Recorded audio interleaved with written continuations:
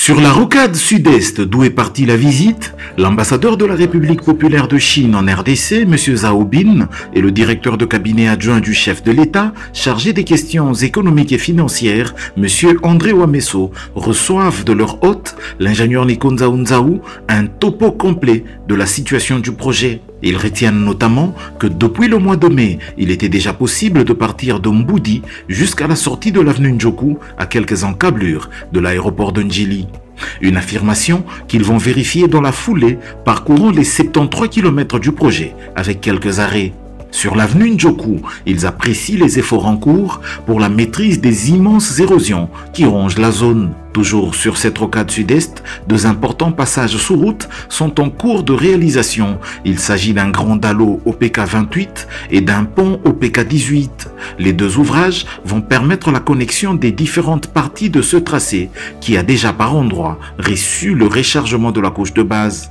L'on y remarque également la mise en œuvre des caniveaux. Sur la rocade sud-ouest, l'échangeur à 2 niveaux en cours de construction à la jonction des deux rocades est présenté aux deux officiels avant qu'ils ne découvrent les 6 km déjà asphaltés à partir de la cité Millennium jusqu'à la localité Mfouti vers le PK13.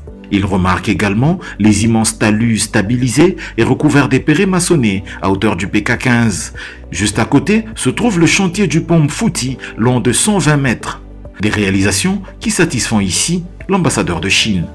J'ai été vivement impressionné par l'avancement des travaux et j'ai encouragé les entreprises chinoises qui sont prises en charge de la construction de faire avancer plus vite que possible les travaux en assurant bien sûr la qualité des travaux pour faire bénéficier cette belle route à la population de Kinshasa et au peuple congolais en général dans du bref délai.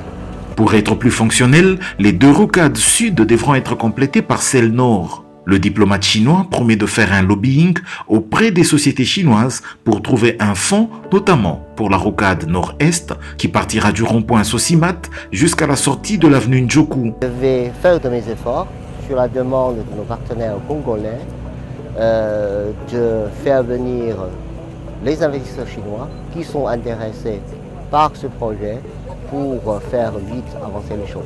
Pour que cette route soit effectivement livrée comme prévu à la fin de l'année 2027, il faudra opérer le plus rapidement possible les expropriations prévues. La commission qui y travaille annonce que d'ici fin juillet, le paiement des premiers expropriés pourra commencer. Les espaces concernés sont localisés à Mboudi, Lutendele, Mfouti, Ngombi, Ngutiabaka et Mitendi pour la rocade sud-ouest, Matumpu, Mangala, Mangala Bobo et Biseka pour la rocade sud-est.